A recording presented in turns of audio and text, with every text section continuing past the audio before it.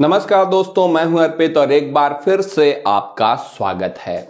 नीतीश है सब पर 20, ये पोस्टर लगे हुए हैं इस वक्त पूरे बिहार में। लेकिन सवाल ये उठता है कि अगर नीतीश 20 हैं तो 19 कौन है? आप सभी जानते हैं कि ब्रह्मांड की सबसे बड़ी पार्टी है भारतीय जनता पार्टी। ऐसा दावा करती है इस देश की मीडिया और भाजपा के प्रशंसक। उसी ब्रह्मांड की सबसे बड़ी पार्टी के सबसे लोकप्रिय नेता प्रधानमंत्री नरेंद्र मोदी और उनके डिप्टी गृह मंत्री अमित शाह इस समय नीतीश कुमार के आगे घिघिया रहे हैं। भले ही आज बिहार में गठबंधन की सरकार है जिसमें भाजपा भी शामिल है, लेकिन नीतीश कुमार अब अकेले ही चल पड़े हैं।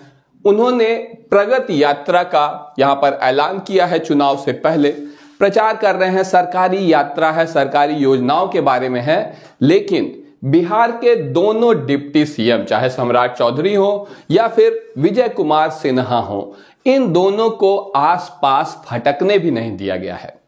इसी से पता चलता है कि नीतीश कुमार का क्या प्लान है। यहां पर कई सवाल उठ रहे हैं और ये सवाल सबसे पहले ये है कि क्या नीतीश बीजेपी से अलग होकर सरकार गिराने की तैयारी में है? यह पहला सवाल है। और दूसरा सवाल है कि क्या नीतीश एक तीर से दो निशाना भेजने वाले हैं? देखिए, सरकार गिराना कहां की बात है। सिर्फ मुख्यमंत्री की कुर्सी एक बार फिर से हासिल करना आरजेडी के समर्थन से यहीं तक सीमित नहीं है। नीतीश कुमार का चुनाव चिन्ह है तीर कमान और ऐसा माना जा रहा है कि एक बार फिर से नीतीश कुमार एक तीर से दो निशाने साधने की तैयारी में है। पहला निशाना निश्चित रूप से बिहार में सीएम की कुर्सी है। नीतीश कुमार अच्छी तरह से जानते हैं कि अगर वो भाजपा से अलग हो जाते हैं, उसके बावजूद अगर केंद्र में समर्थन वापस लिया तो निश्चित रूप से प्रधानमंत्री नरेंद्र मोदी की कुर्सी चली जाएगी। लेकिन नीतीश कुमार का बाल भी बांका नहीं होगा, क्योंकि वो आरजेडी के साथ जाकर मुख्यमंत्री बने रहेंगे। पिछले 20 साल से बने ही हुए हैं और मुझे तो लगता है अगले 20 साल तक भी बने रहेंगे। इस बारे में आपका जो भी कहना हो बताइएगा। लेकिन यहां पर हम जो बात कर रहे हैं उसमें कुछ खास बातें हैं। जैसे आप सभी को याद होगा कि काशीराम जी ने कहा था कि मजबूत नहीं मजबूर सरकार चुनिए।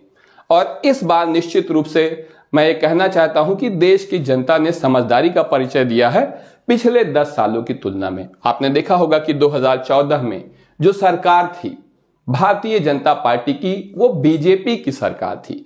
भाजपा सरकार कहा जाता था। लेकिन जब 2019 में 300 से अधिक सीटें आ गईं, तब मोदी सरकार कहा जाने लगा। हर जगह मोदी सरकार ये, मोदी सरकार वो। भाजपा के भी दूसरे नेताओं की कोई इज्जत नहीं रह गई थी। 2014 में एनडीए गठबंधन की कोई इज्जत नहीं थी। 2019 में बीजेपी के नेताओं की भी कोई इज्जत नहीं थी। हर तरफ सिर्फ मोदी। लेकिन 2024 की सरकार ना तो भाजपा सरकार है, ना ही मोदी सरकार है। यह सरकार है एनडीए सरकार, जहां पर आप देख सकते हैं कि सरकार की चाबी खासतौर से जिन 3 नेताओं के पास है उसमें हैं चिराग पासवान, नीतीश कुमार और चंद्रबाबू नायडू।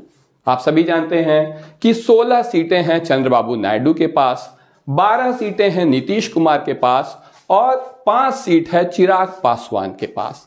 ये तीनों ही ऐसे सहयोगी हैं भारतीय जनता पार्टी के जो जब चाहें प्रधानमंत्री नरेंद्र मोदी की कुर्सी से नीचे की जमीन खींच सकते हैं, सत्ता के सुख से प्रधानमंत्री को दूर कर सकते हैं। यही वजह है कि भारतीय जनता पार्टी इस समय घुटनों पर है। हमारे देश की मेन स्ट्रीम मीडिया, जिसे गोदी मीडिया भी कहा जाता है, उसके द्वारा घोषित चाणक्य आज के या फिर भारतीय जनता पार्टी के स्वघोषित चाणक्य, क्योंकि मीडिया वही कहता है जो भाजपा कहती है, तो ये स्वघोषित चाणक्य इस समय फंस गए हैं। इनसे गलती यह हो गई कि जब हरियाणा में भाजपा का मंथन चल रहा था, वहां पर पत्रकारों ने उनसे सवाल पूछा, खासतौर से महाराष्ट्र में जो कुछ हुआ उसके बाद, कि बिहार में गठबंधन का नेतृत्व कौन करेगा।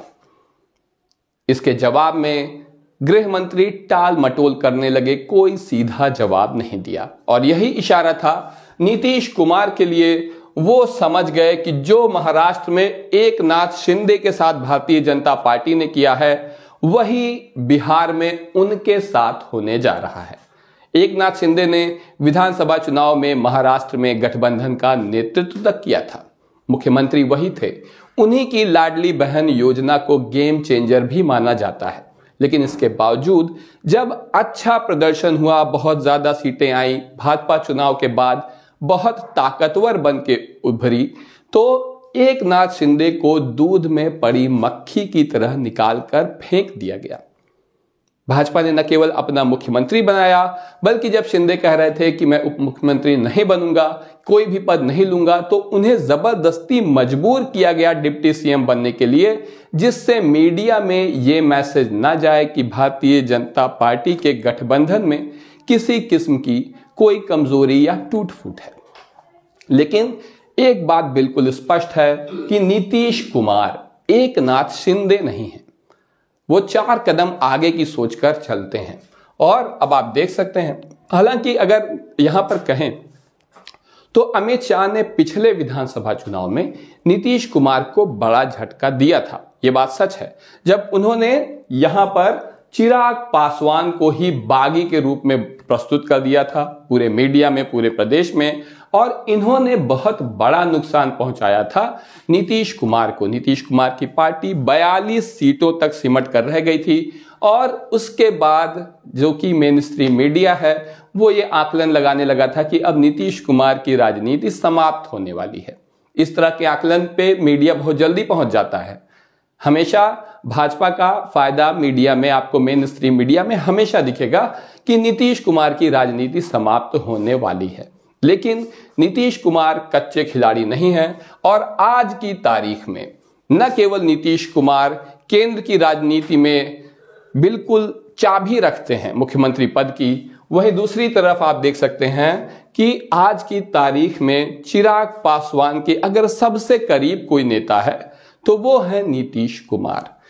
पूरी तरह से चिराग पासवान समर्थन करेंगे आने वाले विधानसभा चुनाव में। और अगर संख्या बल की भी आगे चल के जरूरत पड़ी तो निश्चित रूप से चिराग नीतीश के साथ ही जाएंगे। ऐसे में अब नीतीश कुमार निकल पड़े हैं अपनी यात्रा पर अकेले ही। भाजपा के किसी भी मंत्री, नेता या कार्यकर्ता तक को अपने पास नहीं फटकने दे रहे हैं। प्रगति यात्रा पर अकेले ही निकल गए हैं। दोनों डिप्टी सीएम हवा खा रहे हैं। उनके पास मीडिया के सवालों का जवाब देने का भी मौका नहीं है। इसीलिए माना जा रहा है कि अब नीतीश कुमार इस बात के लिए पूरी तरह से तैयार हैं कि वो केंद्र से भी समर्थन वापस ले लेंगे और उनकी मुख्यमंत्री की कुर्सी भी नहीं जाएगी। ऐसे में ऐसा भी कहा जा रहा है कि नीतीश कुमार की प्रधानमंत्री पद की महत्वाकांक्षा अभी समाप्त नहीं हुई है। यही बात इस मुकाबले को और भी ज्यादा रोमांचक करने जा रही है, जो अमित शाह और नीतीश कुमार के बीच में देखा जा रहा है। एक बार फिर हम आते हैं उसी सवाल पर कि नीतीश कुमार सब पर 20 हैं तो 19 कौन है? कमेंट सेक्शन में जरूर बताइए। अगर चैनल पर पहली बार आए हैं तो सब्सक्राइब करिए। वीडियो को लाइक तो आप लोग कर ही देते हैं। धन्यवाद।